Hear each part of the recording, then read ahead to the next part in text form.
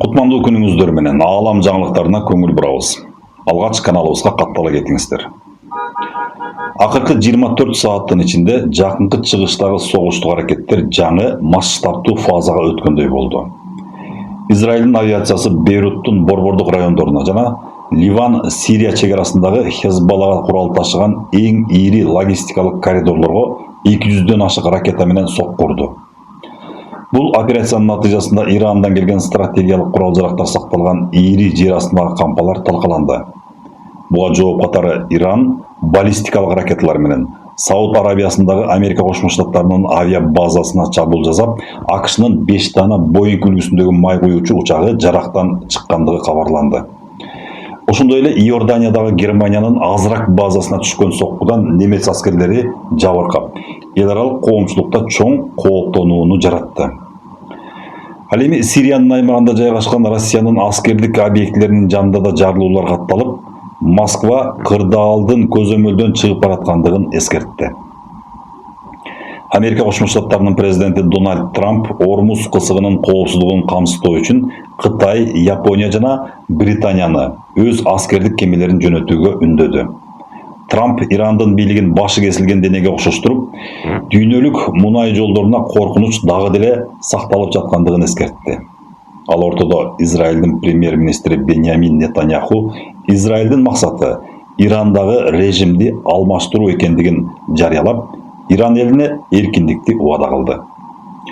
Түркиянын президенти Режеп Тайип Эрдоган болсо Израилдин аракеттери аймактык согушка алып келерин эскертип, мусулман өлкөлөрүн биргелешип каршы турууга чакырды.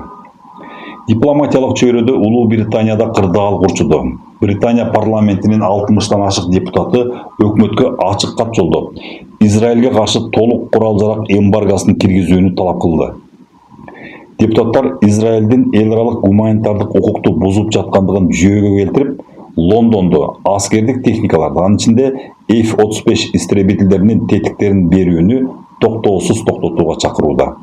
Бул демилге Британиянын ички саясатында чоң талаш-тартыштарды жаратып, Израилдин эл аралык деңгээлде изоляцияга кабылуу коркунучун күчөттү.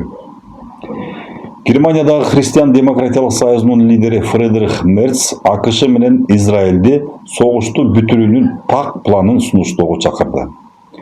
Мерцтин айтымында, Ирандагы мамлекеттик түзүлүштүн толук кыйрашы Европага миграциялык жана коопсуздук боюнча орду толгуз кесепеттерди алып келет. Бул арада Бириккен Улуттар Уюмунун башкы катчысы Антонио Гутерриш жакынкы чыгыштагы гуманитардык системанын толук кыйроо алдында тургандыгын билдирип, Газа секторунда жана Ливандын чегараларындагы коопсуздук коридорлору биротоло жабылып калуу коркунучунда экендигин айтты. Буунун коопсуздук кеңешинде Ирандын соккулары боюнча өткөн жыйында эл аралык коомчулукка Израилдин Ливандагы операцияларынын мыйзамдуулугун териштирүү боюнча жаңы комиссия түзүү сунушу да киргизилди. Ошондой эле Бириккен Улуттар Уюму согуштук зоналарда жабыркаган карапайым калктын саны акыркы суткада кескин өскөндүгүн белгилеп, аймактык туруктуулукту сактоо маселесин өтө курч койду. Бул сааттарда Кытай Эл Республикасынын тышкы иштер министрлиги расмий билдирүү жасап, АКШнын Ормуз кысыгына коалиция түзүү демилгесине карата этият позициясын билдирди. Пекин аймактагы чыңалууну күч менен эмес, дипломатиялык жол менен чечүү керектигин баса белгиледи. Араб өлкөлөрүнүн ичинде Катар жана Оман ортомчулук миссиясын күчөтсө, Сауд Арабиясы өзүнүн аба мейкиндигин эч бир тарапка аскердик максатта пайдаланууга бербей тургандыгын кескин билдирди. Египеттин бийлиги Суэц каналындагы жоготуулардан улам эл аралык коомчулуктан тезинен чара көрүүнү талап кылды. Жакынкы чыгыштагы согуштун таасири Украинага да тийди. Ирандын бийлиги Украинаны расмий түрдө мыйзамдуу бута деп жарыялады. Иран парламентинин улуттук коопсуздук боюнча комиссиясынын төрагасы Ибрагим Азизи Украина Израилге ирандык дрондорду атып түшүрүү жана аларга каршы күрөшүү боюнча аскердик техникалык тажрыйбасын бөлүшүп жаткандыгы үчүн жоопко тартыларын эскертти. Тегеран Украинанын бүткүл аймагы Ирандын ракеталык соккулары үчүн ачык бутага айлангандыгын билдирип, Киевди Израилге көмөктөшүү аркылуу от менен ойноп жатат деп айыптады. Бұл контекстте Украина президенті Владимир Зеленскийдің білдірүүсү дүйнөлүк басылмалардан көңіл чордонуна чыкты. Зеленский Дональд Трамп менен болгон мамилесин сыпаттап айтып, өзүн Трамптын өгөй баласы сыяктуу сезип жаткандыгын кыйтты. Ал АКШнын жакынкы чыгышка гана көңүл буруп, Украинаны экинчи планга калтырып жаткандыгына нааразычылыгын билдирди. Зеленский: "Мен анын эң сүйүктүү баласы эмесмин. Америка Кошмо Штаттары азыр өзүнүн чыныгы тууганы Израилге гана кам көрүп, бизди өгөйлөп жатат" деген мааниде кескин пикирин айтты. Бул билдирүү Киевдин Вашингтондон келе турган жардамдын келечегине болгон чоң тынчсыздануусун ачыктады.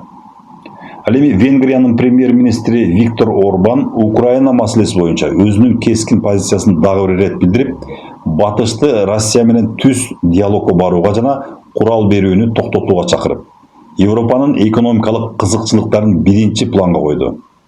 Ал эми Бельгиянын премьер-министри Барт де Вевер Европа биримдикти Россия менен Украина маселеси боюнча жаңы стратегия иштеп чыгууга чакырды.